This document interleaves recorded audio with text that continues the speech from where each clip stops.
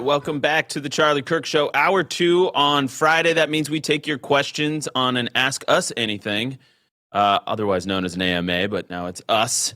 And we do that in Charlie's honor because that's what he did every Friday, hour 2. So first up, we have, and by the way, if you want to become a part of this, you'll see that URL under there, members.charliekirk.com. Become a member. You get to take part in our AMAs and you get to be part of the live show and the podcast. And you also get a lot of other benefits. And we have AmFest coming up, and we're going to be doing members lounges where you get to, if you're coming to AmFest, where you get to see private interviews with just the people in that room before they go live with some of the biggest names and influencers and history makers, news makers in the country. And yes, there it is, AmericaFest, AmFest 2025 coming up in just a few weeks in Phoenix, Arizona at the Convention Center. And this will be the biggest one ever, all in Charlie's honor, all remembering Charlie, and of course taking action, because that's what it's about. First up for our AMA, Blake, we have Brandon. Brandon, unmute yourself and welcome to the show. Hey guys, can you hear me? Yes, we can. Yes. So my question is about the AMAs actually. So I was just wondering like the history of them, when, why, how did they start? Because to my knowledge, like you guys are the only show that does it, and definitely the only show that does it this way live.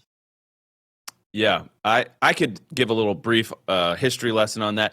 So it goes back to when we started on radio, national radio show. There was basically, I think a pressure or push the way that they used to do radio. I think some people still do, where they would roll callers. And Charlie just had so much to say all the time that he wanted to do a show. He wanted to he had things he wanted to say and get accomplished. And so he realized, he's like, you know what I'm going to do? I'm going to put it into 1 hour we'll just make it a standing invitation where we're going to have people send us their questions.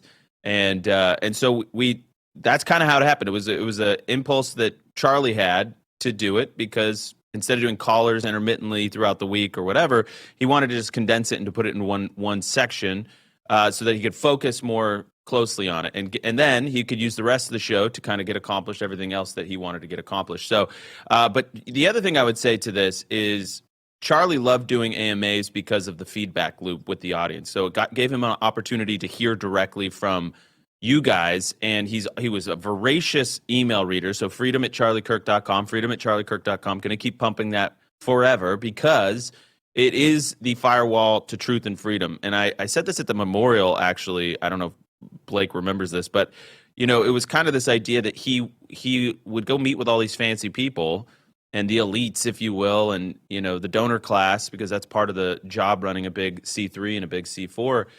And they would tell him, oh, this, that, and the other. The country needs this, and the base doesn't know what they want. And he would have a direct firewall to those types of conversations because he was so in touch with the audience. He was so in touch with the people that listen to the show and the base and the grassroots. And so, for all of those reasons and more, we will keep doing that in Charlie's honor. I don't know, Blake, if you had anything you wanted to add to that, or only that when I got here, I think we were already on AMA probably about 100, so it must have been going about 2 years at that point. So now I just checked, we're at this is AMA number 246, though. I'm in charge of titling a lot of these episodes, and I've probably double counted a number somewhere in there, or we had a special one that didn't get a number. Lots of that. But yeah, we've had 5 years of these. Charlie loved them. And as you said, Andrew, he loved both just how varied it was. He got to talk about scripture. He got to talk about history. He got to talk about politics. He got to talk about stuff behind the scenes. He got to talk about his family. Talk about the Sabbath, like what his new upcoming book is. He loved the variety. He loved that human contact. It was something that gave him a lot of joy. And I love to quote, from the poem if you can converse with kings nor lose the common touch. And Charlie could take a phone call from the president 1 minute and then take a phone call from one of you the next minute, and he would take both very seriously. And it was one of his greatest assets, one of his greatest traits. And we're honored to continue it. Yeah, I want to read from Daisy because this is pretty funny. This is actually probably how it actually went down. from what I remember, Charlie said to me, "I want live callers tomorrow," and then he said, "Okay, do this every single week." LOL. That's from days, and that is actually very emblematic of a lot of things at Turning Point and at the show, where we would kind of just try something, and if it worked, if he liked it, he would keep it, and building the plane as it's taking off, if you will. So there was a pretty like organic piece of that, and that does feel right to me. And then over time, we kind of threw in new twists, and we brought in the members .charliekirk.com for people to join the members portal as well. So it just kind of kept evolving. I remember the AMA, it used to be mostly emails, correct? And then we made it did we make it the Yes. member call because we were launching members? Yeah. And we were always he always wanted to have callers. I think a lot of it, yeah, because he loved Rush and Rush took callers. He loved continuing that legacy. And I remember we kept trying to just take callers in the middle of normal segments. That was going on a lot when I first started. And people might remember, little awkward. We'd try it, and there were always technical issues. It was so funny. So I'm very glad we got it nailed down with these AMAs because we've had a lot of very memorable calls the past 2 years we've been doing it this way. Yeah. Next up, Jonathan. Welcome to the show, Jonathan. Good to be here. So, have you guys invited Dennis Prager and Larry Elder? So in years past, we have had both of those gentlemen. Obviously, Larry or Dennis Prager is still recovering from his injuries, and I don't know. I haven't checked in recently. I know Erica has, but I think Dennis is still sort of bedbound. I don't know that he's expected to get his mobility back. I'm not sure what the were you chiming in, Blake? No. No, I don't know. I thought he was. Oh, okay. It must have been you, Jonathan. Yeah, no. So that would be the Dennis thing. But we remain close with Dennis, and like I said, Erica has spoken with him recently, and he's great mentor of Charlie's, and has been to so many Turning Point events. And then Larry's been to a bunch of Turning Point events. He's done his radio show from Turning Point events. We love Larry. Have a long friendship and relationship with him. He's not going to be at this year. Simply because probably after Charlie was assassinated, a couple of things happened. We got flooded. Everybody bought tickets to AmFest. We had to turn the ticketing off. And again, we're very sorry that we had to do that. We would love to take everybody. Candidly, the event would probably be twice as big if we didn't turn ticketing off. But what also happened was a lot of speakers, a lot of big name movement leaders and politicians reached out and wanted to be a part of the event, and it filled up almost instantly.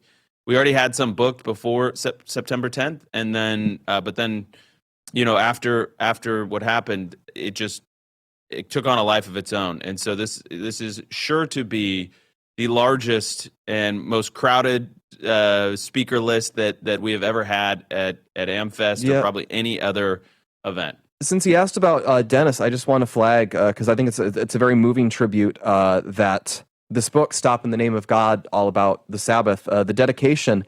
This book is dedicated to Dennis Prager. Your life's work brought me to honoring the Sabbath. As a result, I wrote this book. Thank you, Dennis, for all you have done for humanity. God bless you. I can't imagine Charlie ever thought Dennis would outlive him, but that's the way it came to pass. But he did.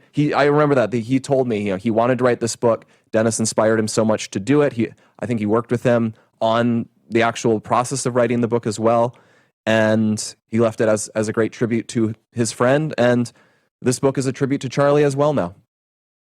Yeah, and if people want to pick it up, the book comes out next week. Erica's actually already started promoting it, doing it in her husband's honor. And it's a beautiful tribute to him. And Erica, I know it was so important to her to be out there making sure people knew about that book, Stop in the Name of God. It comes out next week. You can get it at 45books.com if you want it, 45books.com. And it's a beautiful book, by the way. Absolutely amazing. The depth of wisdom in that book is truly, I think, Charlie's best in many ways. I want to tell you guys about Legacy Box. It's the best time of the year sale with Legacy Box. The holidays move fast, but your memories shouldn't fade with them. Legacy Box gives you a chance to slow down, hold on to the moments that matter. Those old tapes, film reels, and photo albums are fading a little more every year, but Legacy Box brings them back to life. It's the simple, safe way to digitize your family's memories. I've partnered with Legacy Box so you can get 65% off when you go to legacybox.com/Kirk. That's legacybox.com/Kirk to get 65% off. When you send in their tapes, films, and photos, their professional experienced team handles everything by hand right here in the U.S., and then they send it back digitally. So, again, that's legacybox.com/Kirk. We will be right back.